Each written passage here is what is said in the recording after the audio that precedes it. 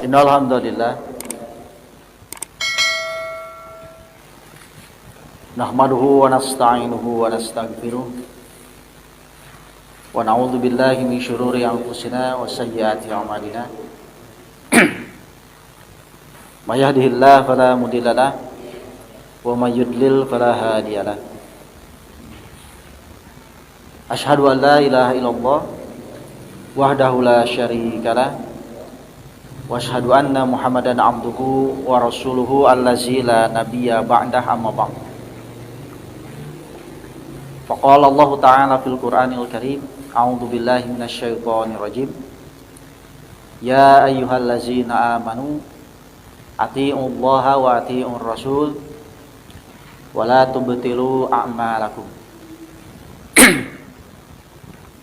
Hadirin ikhwatul iman yang dimuliakan Allah, alhamdulillah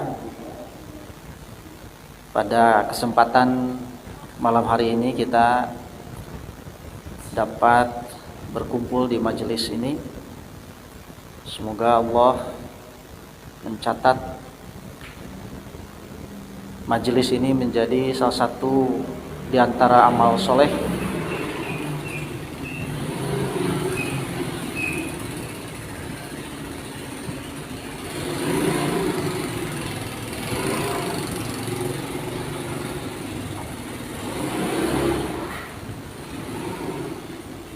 dan mudah-mudahan setiap amal soleh yang kita lakukan seluruhnya adalah amal yang diterima Allah. Termasuk tadi mungkin setelah kita melaksanakan sholat maghrib ya, dilanjutkan kemudian dengan thalabul ilmi. Mudah-mudahan ini menjadi kifarat penghapus dosa-dosa kita semua.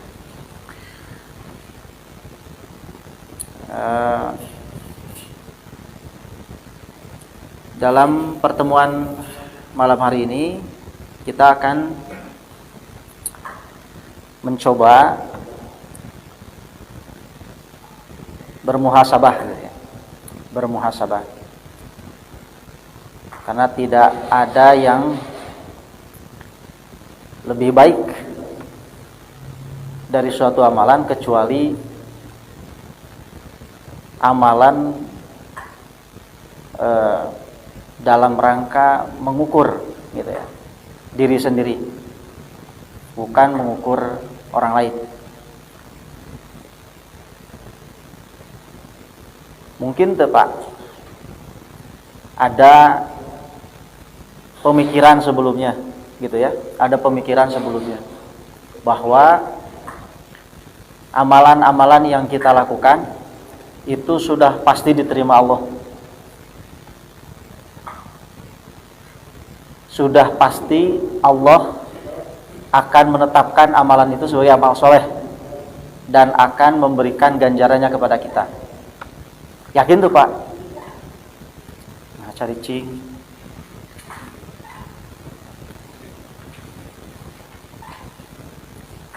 Nyebut tuh yakin, dah kudu optimis Pak.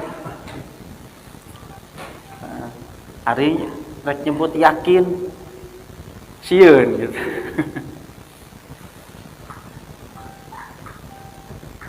Nah, sampai pada satu kesimpulan bahwa karena kita yakin bahwa amal kita itu diterima Allah, karena kita sudah Islam gitu ya, karena kita sebagai seorang muslim, sehingga dengan status Islam itu kita punya anggapan lamun orang ngalakukeun dosa teu naon meureun moal aya pangaruhna kana amal soleh urang. Pemikiran seperti itu ternyata di zaman Rasulullah pernah gitu, dan bahkan para sahabat seperti itu. Hal itu bisa kita lihat sababun nuzul dari surat Muhammad ayat 33 yang tadi saya bacakan. Jadi Allah berfirman, a'udzubillahi minasyaitonirrajim, ya ayyuhallazina amanu atiullaha wa atiur rasul. Wahai orang-orang yang beriman, taatlah kalian kepada Allah dan taatlah kalian kepada Rasul. Wala tubtilu a'malakum. Dan janganlah kalian merusak amal-amal kalian. Jika kita perhatikan, ayat ini pertama menyuruh, memerintah, yaitu perintahnya agar kita taat kepada Allah, taat kepada Rasul. Taat kepada Allah itu artinya ikhlas, tidak syirik, tidak menyekutukan Allah, menjalankan seluruh yang diperintahkan Allah dan menjauhi segala yang dilarang oleh Allah. Taat kepada Rasulullah itu adalah mengikuti, mencontoh apa yang dicontohkan oleh Rasulullah. Karena Rasulullah SAW sebagai pola. Di antara hikmah kenapa Allah mengutus Nabi atau Rasul itu manusia, supaya gampang nurutan anak. Nabi itu kan pola, gitu.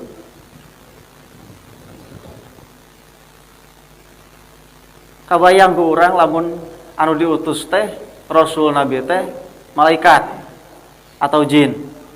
Kumaha nurutanana? Ketika tinggal Pak. Tapi itulah di antara hikmahnya kenapa Allah mengutus Rasul dan Nabi itu dari jenismu sendiri, yaitu dari manusia. Setelah perintah taat kepada Allah, taat kepada Rasul, ada larangan. Wala tubtilu a'malakum.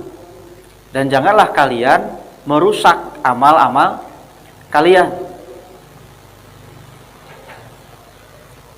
Kalau kita telusuri, kalau kita cermati, ada kaitan apa perintah taat kepada Allah dan kepada Rasul dengan larangan merusak amal-amal? Nah, sebenarnya mari kita lihat dulu cerita atau sababun nuzul ya dari ayat tersebut.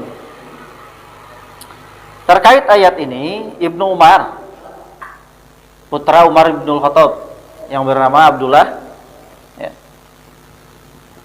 beliau pernah berkata bahwa kami sekelompok sahabat mengira, jadi punya sangkaan gitu, bahwa tidak ada sedikit pun kebaikan kecuali pasti diterima Allah. Sehingga lamun teh mah ngalakukeun dosa teu naon gitu. Apan punya keyakinan da boga amal-amal soleh gitu kan. Dan dianggap bahwa dosa-dosa itu tidak akan memiliki pengaruh apapun terhadap amal soleh. Jadi urang dosa, nyeun dosa, moal naon gitu, moal aya pangaruhna kana amal anu geus ku urang dilakukeun, terutama soleh ya. Sehingga turun ayat ini. Nah, ketika turun ayat ini, maka keyakinan atau optimisme sahabat itu berubah menjadi ketakutan gitu. Jadi rasa kasieun, rasa kakeueung. Nah, persis sama seperti yang ada dalam keterangan Ibnu Abi Hatim ya, ketika menafsirkan ayat itu. Ini saya ambil ya, kalau yang pertama tadi di dalam tafsir Ibnu Katsir, yang satu lagi dalam tafsir Al-Munir karya Profesor Wahbah Zuhail di jilid ke-13 halaman 380. Di situ dijelaskan bahwa ayat ini ditujukan kepada orang-orang mukmin, gitu. Tentang keharusan menaati perintah Allah dan Rasulnya di dalam sunnah beliau, menaati perintah Allah dan juga mengikuti contoh Rasul, mengikuti sunnah-sunnah Rasulullah. Nah, Ibnu Abi Hatim dan Muhammad Ibnu Nasr Al-Marwazi meriwayatkan dalam Kitabus Shalah dari Abu Aliyah, ia mengatakan bahwa para sahabat Rasulullah sebelumnya memiliki persepsi bahwa suatu dosa tidak membahayakan jika sudah mengikrarkan kalimat la ilaha illallah da geus syahadat ieu. Jadi nyeun dosa ge moal naon tinggal madaratkeun. Sebagaimana amal tidak berguna jika masih disertai kesyirikan. Maksudnya lamun jalma di luar Islam gitu kan, yang tidak mengikrarkan syahadat, ataupun orang Islam tapi masih keneh syirik ke Allah, maka amalannya itu berguna kan, amalannya itu tidak diterima. Sebab syirik itu dosa gede gitu. Jalma kafir gitu ya, orang kafir beramal, misalkan amalna nyumbang masjid, da jelma kafir beunghar ulah kagoknya nyumbangna 3 triliun nyen masjid segede kumaha 3 triliun ditampi ku aku Allah moal lantaran ya kafir gitu. Sabalikna urang lantaran aya dina ikatan ikrar syahadat gitu kan, sebagai seorang muslim nyumbang ke masjid tong gede-gede 5.000 ditampi ku Allah tampi kan gitu, bandingkeun jeung nu 3 triliun gitu. Saeutik ieu mah ditampi itu mah gede tapi teu ditampi lantaran masalahna ieu dina syahadat. Jadi amal sebesar apapun kalau orang itu kafir maka tidak ada apa-apanya. Nah, masalahnya di sini adalah kaitan dengan orang-orang yang beriman. Orang-orang mukmin, mukminat yang beramal tetapi kemudian amalnya menjadi rusak. Menjadi tidak bernilai. Kenapa tidak bernilai? Kenapa menjadi rusak? Nah, ini perlu kita pelajari gitu ya. Perlu kita kaji. Nun kasep. Nah, selanjutnya kalau kita melihat di bawahnya sebelum penjelasan tafsir Al-Munir jilid ke-13 halaman 381-nya. Saya pernah itu dalam satu kesempatan ikut sholat Jumat, ada yang menjelaskan ini. Ada sebuah hadis, katanya riwayat dari Adi bin Hatim, ya, hadis yang diriwayatkan oleh Adi bin Hatim. Hadis ini menjelaskan kepada kita tentang perbuatan-perbuatan yang merusak amal, perkara-perkara yang merusak amal. Aya genep cenah. Naon wae anu kahiji bisa disebutkan ya. Sittatu asya tuhbitul a'mal. Aya genep perkara anu bakal ngarusak amal. Apa saja? Yang pertama, yang akan merusak amal itu adalah al istighalu bi uyubil khalqi. Ini dijelaskan sama khotibnya. Jadi sok sanajan amal urang loba, salatna, saumna, sodakohna, pokona lamun ngalakukeun hiji perkara tinu genep ieu hancur amalna, rusak amalna. Tanu kahiji katanya al istighalu bi uyubil khalqi. Jalma anu sok ngorek-ngorek kagorengan batur. Orang yang suka mencari-cari aib orang lain. Orang yang suka mencari-cari kejelekan orang, mencari-cari aib orang, sebanyak apapun amalnya rusak. Gunana sholat, saum, puasa, nah, gitu. Jadi kosong gitu. Kalau kita banding-bandingkan, memang dalam hadis-hadis gitu ya, ada juga ya perusak-perusak amal itu. Bahkan dinilai bahwa amal itu kalau kita melakukan sesuatu yang dilarang itu, jadi kosong nilainya. Contoh misalkan, dina Jumatan kan teu meunangnya ngobrol nalika khotib keur khutbah misalkan. Terus orang ngobrol. Maka Jumatna jadi lago gitu kan. Artinya naon lago teh? Kosong gitu. Teu meunang naon. Capek gawe teh teu kapake tuh. Nah, Jumatan geus cenah moal Jumatan urang. Gitu, satu. Terus dalam saum misalkan Rasulullah pernah mengatakan kam min soimin, banyak orang yang saum gitu kan, laisalahu min siyamihi illal ju' wal 'atas. Teu urang naon tina saumna teh, tidak dapat apa-apa dari saumnya kecuali gitu, lapar jeung hanaangna wungkul. Nu kumaha nu gitu teh. Nah ternyata diantaranya ada keterangan hadis yang lain, malam yada qaula zur, gitu kan, barang siapa yang tidak meninggalkan perkataan azur itu. Apa azur itu? Mungkin bisa perkataan bohong gitu ya. Wal amala bihi wal jahla, berkata dengan amal itu, beramal dengan perkataan bohong itu, wal jahla, dan juga melakukan satu kebodohan. Fa inna lillahu laisa hajatun fi ayyada atau amahu wa syarabahu. Allah mah teu butuh karena saumna. Artinya saumnya sia-sia. Padahal eta teh cek urang mah nya mun ngabohong. Asa pirakunya ngabohong jadi ngarusak amal gitu. Kan cek pikiran biasa we.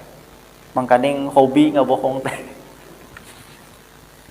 Nah, ternyata itu yang jadi perusak saum kita gitu. Salat gitu kan. Orang yang salat ternyata salatnya juga bisa jadi ancaman bagi si pelaku salat. Terutama sebagaimana yang dijelaskan dalam surat Al-Maun. Gitu kan? Nyata mendustakan agama. Orang yang tidak memperhatikan anak yatim, membiarkan anak yatim, tidak memberi fakir miskin, diancam gitu kan, fawailul lil musolli. Tapi atuh salatna gitu. Salatnya sia-sia gitu.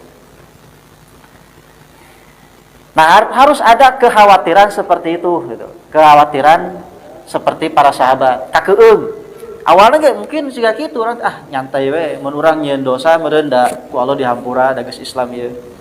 Terus tengah ganggu karena amal-amal urang gitu.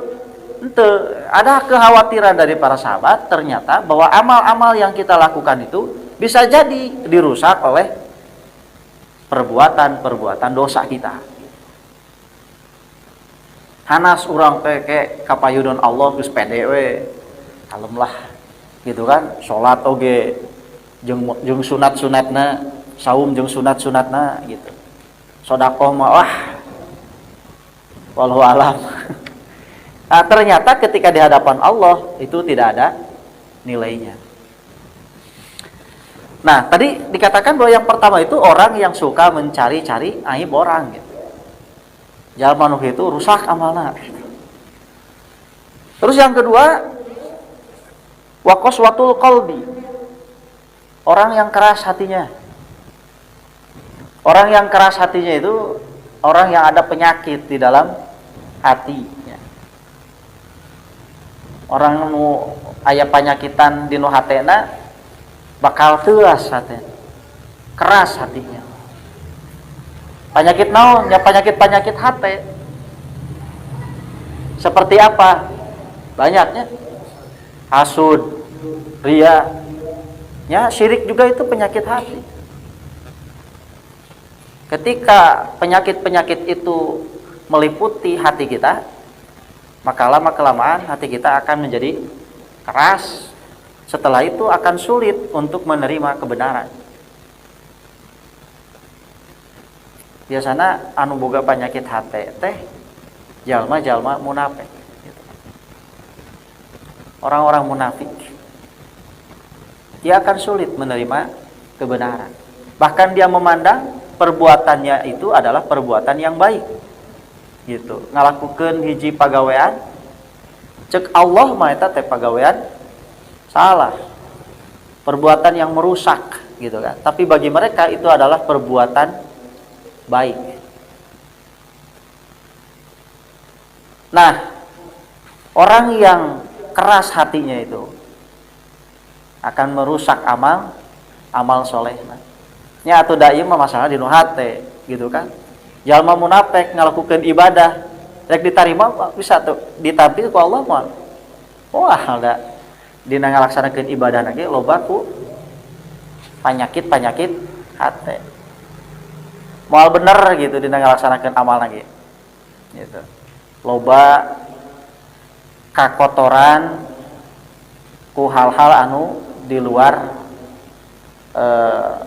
perintah dari Allah dan juga mungkin akan sangat jauh dari contoh yang dicontohkan oleh Rasulullah. Yang ketiga, hubbud dunia, cinta dunia. Maksudnya orang yang orientasinya duniawi gitu. Dan ibadah yang berorientasi dunia itu dia pasti akan memikirkan bahwa segala sesuatu yang dia lakukan itu orientasinya untuk dunia gitu. Kan yang dikejarnya dunia bukan akhirat. Tujuannya sholat sok rajin gak sholat ngarah bunghar. Gitu kan tujuannya kan begitu. Gitu. Anu niatna kitu mah moal ditarima ku Allah gitu. Rusak amalnya, sia-sia amalnya. Percepat ya. Kemudian selanjutnya qillatul haya. Qillatul haya itu sedikit malu. Zaman ayeuna mah lain saeutik deui malu teh. Geus eueuh kayak. Sudah tidak punya rasa malu. Dulu ya, kalau kita lihat orang tertangkap misalkan kasus naon we nya, pencurian misalkan. Nah gitu kan, ditewak, asup anu TV disorot ku kamera teh kan kieu. Ya, izin gitu kan, takut, malu gitu. Sieun katinggal. Sekarang ya, ada koruptor diberitakan di TV, bukan malu begini, tapi kan gitu. Artinya sudah hilang rasa, bukan sedikit malu lagi, tapi sudah hilang rasa malunya. Nah itu juga bisa lihat ya dalam kehidupan sehari-hari. Kita harus punya kekhawatiran gitu terhadap generasi kita. Yang tadi disebutkan siga tiktokan gitu ya. Karena kan ya kita perhatikan gitu ya pengaruh dari kemajuan teknologi itu. Madorotnya juga sangat besar. Muka anu dibuka teh eta aplikasi naon gitu misalkan. Tapi nu keluar kan iklan. Ya, iklan teh eta di lolobana teh. Ya TikTok, snack gitu nya. Bener snack? Nya nu karar itu. Jeung gambar-gambar awewe gitu. Ya, tapi eta ku anehna eueuh ka erah gitu. Ya. Dan jojogetan teu puguhnya maksudna naon gitu. Malah jadi tren viral asup kana TV Orang mah eranya. Nah itu diantaranya. Jadi sekalipun amalnya banyak gitu, kalau orang sudah hilang rasa malunya, sudah sedikit mah sia-sia mah, rusak amal. Selanjutnya tulul amal. Tulul amal itu panjang angan-angan. Ngalamun gitu. Manteng. Lamun boga 2 miliar. Kalem. Ieu masjid gua abdi di sayan. Gitu kan? Ya ya ngalamun. Omong kosong gitu kan? Ya perbuatannya juga amalnya kosong gitu. Amalan-amalan. Kayaknya mun aya rezekina itu tos kagaleuh misalkan 3 miliarnya urang ngadamel masjid gitu. Pek teh ditakdirkeun teu jadi kewe ngalamun deui. Yang terakhir dolimun layan tahi. Dolim itu kedoliman yang tidak ada henti-hentinya. Maksudnya orang yang selalu bermaksiat turun-turun gitu maksiatnya. Mencek istilah baheula mah STMJ. Salat terus maksiat jalan. Saum mongko tapi masih kena judi, masih kena mabok, masih kena zina. Itu kumaha gitu, pabeulit. Malaikatnya wah munteun aya jelema. Itu. Nah, jadi ada 6 perkara yang bila salah satu itu dilakukan akan merusak amal. Tapi ya hadisnya kusim kuring diteliti, dicari gitu ya asal usulnya. Sampai pada akhirnya ketemu gitu. Itu hese dah ngaran teh. Sing horeg palingan bener hese gitu ya. Teu aya riwayat anu bener gitu. Nah, ternyata ini saya temukan oleh Imam Albani ya, dinukil dalam silsilah ad-dhaifah. Wa hakama anhu bi annahu maudhu. Ya, ternyata hadisnya hadis maudhu, hadis palsu. Padahal nyahnya lebar gitu nya, hari eusina mah gitu. Tapi da maudhu atuh. Ulah maksakeun teuing nya make hadis maudhu. Ulah ngadalih da palsu-palsu oge hadis. Halus ya eusina palsu-palsu oge hadis. Duit ge nya palsu-palsu oge duit sok balajakeun. Jago tamun teu ditewak polisi. Nah, geus ieu mah keun bae nya jadi literasi we, literatur. Oh, ada yang seperti ini. Tapi saya tidak melihat ke sini. Ada keterangan yang lebih kuat gitu ya. Yang menggambarkan bahwa memang amalan seseorang itu bisa rusak karena amal buruk, karena dosa gitu. Seperti yang dijelaskan dalam ayat ini. Nah, dalam tafsir Al-Munir itu ada keterangan, ada tafsir gitu ya. Di halaman 381 yang dimaksud dengan la tubtilu a'malakum itu apa? Jangan merusak amal-amal itu. Nah, janganlah kalian merusak berbagai amal baik kalian dengan murtad. Satu itu. Satu murtad, pasti jalma nu murtad mah ya bakal ngaruh amal-amal sebelumnya itu akan hapus, akan hilang. Yang kedua, berbagai kemaksiatan besar, dosa-dosa besar, zina, membunuh, syirik gitu. Yang ketiga, ini hablum minanas gitu. Yang ketiga apa? Ria, sum'ah, ujub, pokoknya atau penyakit hati. Gitu ya, penyakit hati. Dan yang keempat itu tadi, mengungkit-ungkit kebaikan dan menyakiti hati orang yang diberi kebaikan. Taita cenah. Ieu teh berdasarkan keterangan-keterangan dari ayat-ayat sebelumnya. Surat Muhammad itu sebetulnya itu menggambarkan tentang orang kafir, orang mukmin dan orang munafik gitu. Tentang amal mereka gitu, tentang perbuatan amal. Nah, ternyata kalau orang kafir sudah jelas mereka itu tidak diterima amal-amal kebaikannya. Nah, ada orang yang tadinya dia sudah beramal baik gitu kan, dia sudah beramal soleh tapi kemudian dihapus amal solehnya.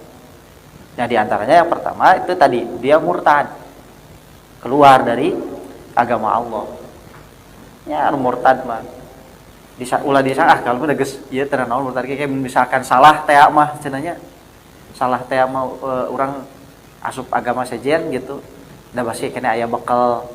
Jangan dikira itu akan dibawa, itu akan hilang gitu, dihapus. Sia-sia amat. Itu dalilnya ada di dalam surat Muhammad ini. Kemudian berbagai kemaksiatan besar gitu ya. Jadi dosa-dosa besar. Orang-orang yang memiliki amal-amal soleh sebanyak apapun, sebesar apapun. Nah, ketika dia melakukan dosa besar, syirik misalkan, zina, pembunuh, hilang, rusak amal-amal solehnya. Sebab ketika orang melakukan keburukan-keburukan itu atau dosa-dosa besar itu sama seperti orang yang tidak punya iman. Di mana iman atuh? Dalamun iman moal gitu. Orang berzina. Ketika dia berzina, itu ada keterangan dalam hadis. Berarti imannya sedang hilang, sedang kosong. Ker kosong iman gitu. Berarti ker teu boga iman gitu. Dalamun iman mah moal gitu. Orang mencuri, orang membunuh gitu kan. Nah itu. Nah, ternyata orang yang riya pun yang ada penyakit dalam hatinya juga itu bisa merusak amal gitu. Pantasnya panu hasudnya ada keterangannya juga. Sampai Rasulullah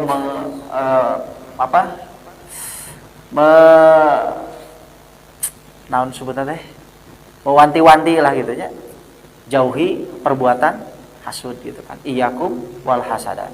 Fainal hasada yakulul hasanat gitu kan. Karena hasud itu bisa memakan kebaikan kama takulun narul hatab.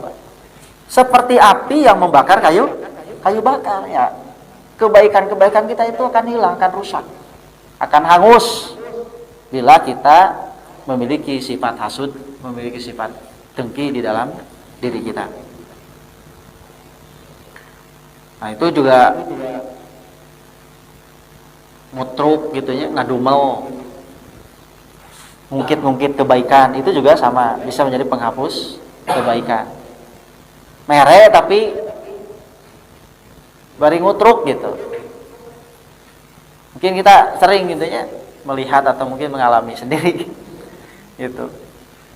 Lamun kira-kira moal mere mah ulah dibere gitu. Di waktu datang gan bantuan lah gitu. Kita geus waekeun bantuan gitu ya. Bade nambut artos sabaraha teu agel 5 juta masyaallah. Gede-gede teuing gitu. Keur naon nya ieu mata ge ulah loba tinggal hutang.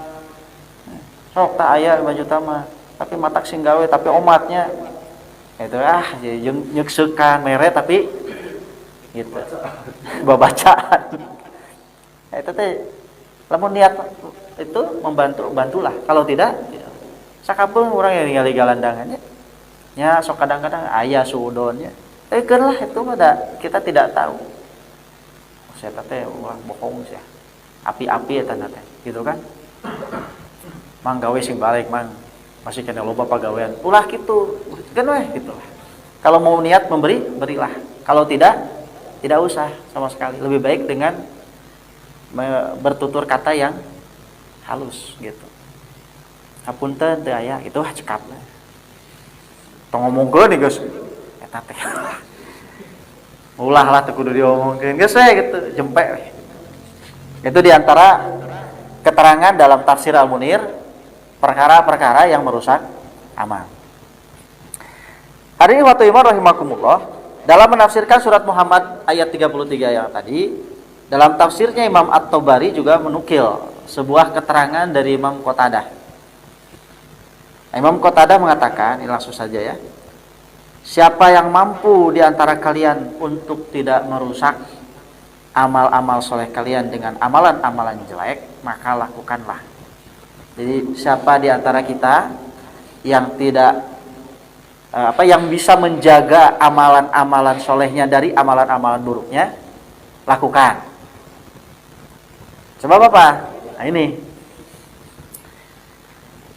karena kebaikan itu bisa menghapus keburukan, dan keburukan bisa menghapus kebaikan. Jadi intinya, sesungguhnya perbuatan-perbuatan baik itu akan menghapus keburukan, dan perbuatan buruk itu akan menghapus kebaikan. Jadi Pak, lamun urang ngalakukeun hiji amalan goreng misalnya, kita berbuat dosa, seperti yang diperintahkan, ikutilah dengan kebaikan, karena itu akan menjadi penghapus dari dosa-dosa kita. Gitu. Karena memang kebaikan-kebaikan itu, amal-amal soleh itu akan menghapus dosa-dosa. Jadi kiparat gitu kan? Sholat jadi kiparat. Ya, sehari semalam digambarkan itu dalam hadis. Kalau orang mandi gitu kan, di sumur sehari 5 kali, kumaha bersih atuh, gitu kan? Sholat itu sebagai kiparat, menghapus dosa harian. Yang dosa sholat hapus gitu kan? Jadi tadi ayat keterangan dosa-dosa leutik cenah eta mah. Dosa gede mah kudu tobat itu. Jumat itu penghapus dosa minggu. Jumatan, Bapak, tapi Jumatannya sih benernya. Jumatannya betul-betul dilakukan sesuai dengan perintah dan contoh dari Rasul. Bulan nepi ka lago tah Jumatanna. Sebab sia-sia tuh Jumatan jadi kiparat penghapus dosa kumaha. Gitu kan? Kalau misalkan Jumatannya saja sia-sia, lago gitu. Ini aturan Jumatan ngobrol gitu kan. Abdi makan tos Pak, ninggal Jumatan di Bandung gimana? Bari kopi gorengan. Saya ke Jumatan ngopi gorengan itu. Ngarokok. Hah? Teh kumaha we Jumatan siga kitu gitu kan. Tarima ya apaleun teh henteu gitu. Mungkin tidak tahu ya. Teu apa karena syarat rukunna Jumatan itu disangka Jumatan ya itu asal gugur kewajiban gitu amun. Nah, makanya perlu itu ilmu itu di situ. Nah, ternyata bahwa kebaikan itu bisa menjadi pemupus dosa-dosa. Tapi sebaliknya, dosa-dosa juga itu bisa menjadi pemupus kebaikan. Kebayang betulnya nu hayong dosa amal soleh dosa. Ya tadi si STMJ atau sia-sia gitu. Pabelit gitu nya. Nah, tapi di situ ada kuncinya kata Imam Qatadah, wa inna malakal amal khawatimuha. Kunci dari amal itu adalah penutupnya. Jadi tungtungna Pak. Nah, maksudnya tungtungna ujung dari kehidupan kita itu apa? Makanya kita selalu berdoa kepada Allah agar akhir daripada kehidupan kita itu adalah husnul khotimah. Sabab tidak mustahil. Ayeuna urang soleh, getol ngaji, getol ibadah, getol salat, saum jeung sajabila. Bisi ku setan diharewosan. Tuluy ku setan teh diajak maksiat, kagoda urang di akhir kahirupan. Pas ngalakukeun dosa gede atau terus-terusan ngalakukeun kamaksiatan. Nepi ka mautna malah. Itu Pak yang dimaksud dengan menghapus dosa. Hapus satu kebaikan kita karena dosa itu. Makanya di sini dikatakan yang menentukan itu adalah tutupannya, akhirnya. Karena banyak contohnya, gitu kan? Sahabat Rasulullah, misalkan Umar bin Khattab, sebelum dia masuk Islam, gitu kan? Sebelum dia ada di barisan terdepan, beliau itu adalah orang yang sangat memusuhi Nabi. Meureun dosa lagi lobanya, nyembah berhala tina roti kan, nyembah berhala dina roti. gitu. Tapi setelah dia masuk Islam dan wafat sebagai muslim, dicatat bahwa dia termasuk di antara 70 sahabat gitu. Artinya naon, Pak? Dosa-dosa sebelumnya itu berarti dihapus gitu. Karena akhirnya adalah husnul khotimah. Tapi pernah juga Pak kita mendengar ada ya disebutnya ya sahabat atau mantan sahabat. Ada itu dalam keterangan awalnya ya rajin sekali ibadah gitu, sholat selalu awal waktu, tepat waktu. Satu ketika ikut dalam peperangan ke satu tempat,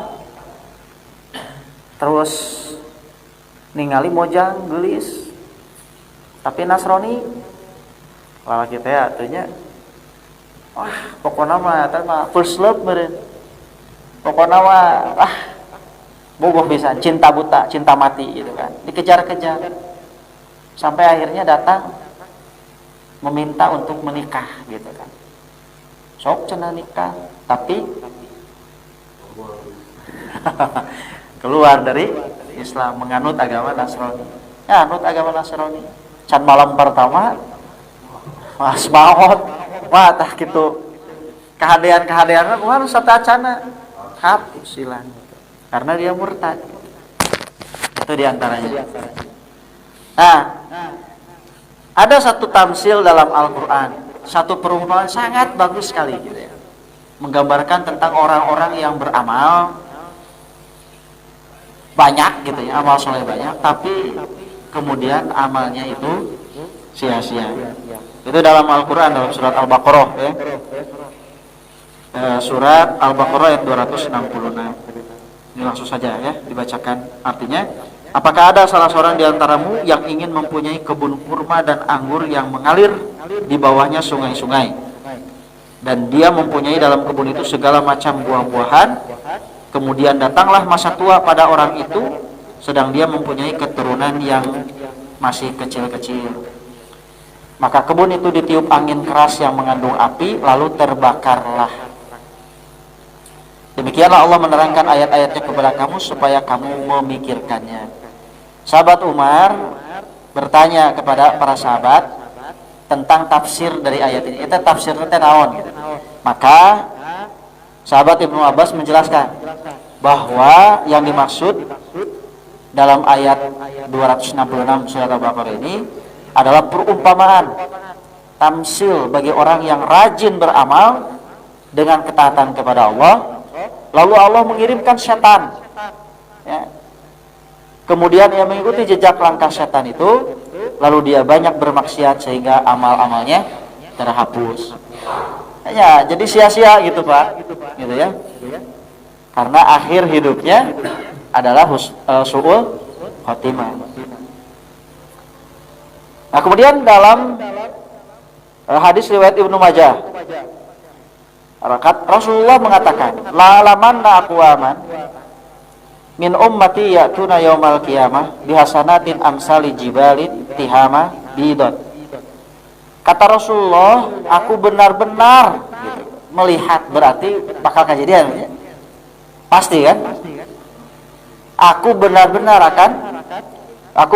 melihat di antara umatku pada hari kiamat nanti ada yang datang dengan membawa kebaikan sebesar gunung Tihamah yang berwarna putih. Fayaj'aluhallahu azza wa jalla haba'an mansurat. Terus Allah menjadikannya seperti kapas yang berterbangan. Waktu gunung, segede gunung ieu mah ditiup siga kapas laleungitan eueuh teh nya sahiji-hiji acan. Rugi Bang. Nah, ini yang harus kita khawatirkan. Yang harus kita takutkan. Anu kudu jadi kakeueung urang sadaya gitu. Dina poe kiamat datang ke Allah ternyata orang teu bawa naon sebenarnya gitu. Nah, itu yang harus dikhawatirkan. Nah, ternyata ada tadi gitu ya. Hal-hal yang bisa merusak amal itu. Jadi sebetulnya apa sih yang bisa merusak amal itu? Sahabat Sauban juga bertanya di sini gitu. Apa yang seperti itu, orang yang seperti itu kenapa bisa ada gitu? Apa penyebabnya? Maka kata Rasulullah, mereka adalah saudara-saudara kalian sekulit dengan kalian, dan mereka juga bangun malam seperti kalian. Akan tetapi apabila mendapat kesempatan untuk berbuat dosa, mereka melakukannya. Ya, itu nganggap ulah nganggap enteng karena dosa gitu. Tong dianggap leutik dosa teh. Bawa-bawa dosa eta anu bakal ngarusak amal urang. Terakhir Pak, ini ditegaskan dalam Al-Qur'an surat Muhammad ayat 28. Dzalika bi annahum muttaba'u ma askhatallaha. Yang demikian itu karena sesungguhnya mereka mengikuti apa yang menimbulkan kemurkaan Allah. Kata dzalika di situ itu menggambarkan tentang orang-orang kafir dan orang-orang yang murtad gitu. Ini dari ayat sebelumnya. Mereka itu nanti akan disiksa oleh Allah, akan diazab oleh Allah. Ketika mereka hidup, teka tingali disiksa nakumaha. Jeung tenang mereka itu, karena dianggapnya tidak akan disiksa gitu. Tetapi mereka akan mendapatkan satu kengerian, yaitu dimulainya siksaan itu ketika mereka dicabut nyawanya oleh Allah. Dicabut nyawanya oleh Allah dengan sadis, Pak. Moal naon teh salah teh? Moal launan. Dan tidak akan diringankan gitu. Pokoknya dicabut nyawanya dengan sangat sadis dan mengerikan. Nah, kenapa seperti itu? Nah, itu diantaranya karena mereka itu mengikuti apa yang menimbulkan kemurkaan Allah gitu. Ini dikatakan bahwa mereka itu adalah orang-orang munafik, orang-orang yang murtad. Mereka itu bersekongkol, mereka itu melakukan konspirasi gitu ya untuk memusuhi Rasulullah gitu. Ya samalah gitu. Mereka juga berkonspirasi untuk memusuhi orang-orang Islam. Mereka adalah orang-orang munafik gitu. Mereka mungkin mengaku sebagai seorang muslim, tetapi kelakuan dan sikap mereka adalah perbuatan-perbuatan yang menimbulkan kemurkaan Allah. Jadi nu dilakukeun teh hal-hal anu justru dipikangewa ku Allah gitu. Mengejek, merendahkan, mencaci orang-orang Islam. Ari jeung orang-orang kafir. CS, balad, saling rangkul, saling kaleng, tapi ka orang Islam mereka nyewa, nyiku, gitu ya, najong dan lain sebagainya, menghina para ulama, mencaci maki para ulama, memfitnah orang, mencela orang Islam itu adalah sebuah kefasikan. Wa qitaluhu kufrun, meranganana sebuah kekafiran. Itu sudah jelas gitu ya. Kalau orang-orang fasik seperti itu, orang-orang kafir seperti itu, maka sia-sia amal-amal mereka. Sekalipun mereka pernah berbuat kebaikan, sekalipun mereka pernah berbuat baik. Jadi kata Allah, mereka itu disiksa ketika mereka dicabut nyawanya dengan sangat keras, dengan sangat mengerikan. Itu dikarenakan mereka mengikuti langkah-langkah setan, mengikuti sesuatu yang perbuatan itu justru mengundang murka Allah. Wa karihu ridwanahu, sebaliknya justru mereka itu membenci sesuatu yang diridhoi oleh Allah gitu. Fahbata a'malahum, maka oleh karena itu Allah menghapus amal-amal mereka. Jadi Pak, kerjal-majal munafik, kerjal-majal fasik, para pelaku bid'ah gitu kan, itu tidak ada manfaatnya. Sekalipun mereka banyak jasanya, sekalipun mereka banyak berbuat kebaikan, tetapi di hadapan Allah semuanya sirna, semuanya hilang, tidak ada manfaatnya. Kumacana mun kagum kepada seorang, misalkan kan menuju viral gitu, seorang tokoh ya, kagum dalam dalam proporsi yang sewajarnya, tidak masalah gitu kan, tapi jangan sampai berlebihan. Ya ari Islam ya kan teu nyareknya, asal itu sesuai dengan memang tidak bertentangan dengan Allah gitu, dengan Al-Qur'an, dengan hadis. Kan banyak mungkin ada orang-orang kafir dulu mereka punya jasa gitu kan. Misalkan dalam bidang ilmu pengetahuan, dalam bidang seni gitu kan. Resep karena misalkan lagu klasik siga Mozart gitu ya, terus non sih Pucel nukar itulahnya resepnya ngeunaheun gitu, tapi kan kita tidak sampai kekaguman atau kesukaan itu jatuh kepada itu, sepanjang itu tidak jatuh kepada akidah, merusak akidah, ya tidak masalah gitu. Begitupun misalkan ada seorang yang sangat hebat karya-karyanya, tulisan-tulisannya, karena komunikasinya yang sangat luar biasa, ya dalam tahap batas-batas tertentu diperbolehkan. Tapi jangan sampai kekaguman itu sampai menjerumuskan kita kepada rusaknya akidah dan juga keyakinan. Barangkali itu saja yang bisa disampaikan. Mudah-mudahan Allah senantiasa memberikan kepada kita hidayahnya dan memberikan kekuatan agar kita senantiasa istiqomah dan berharap dan memohon kepada Allah agar kita diwafatkan dalam keadaan husnul khotimah. Aqulu qouli hada wa astaghfirullah li wa lakum. Wassalamualaikum warahmatullahi wabarakatuh.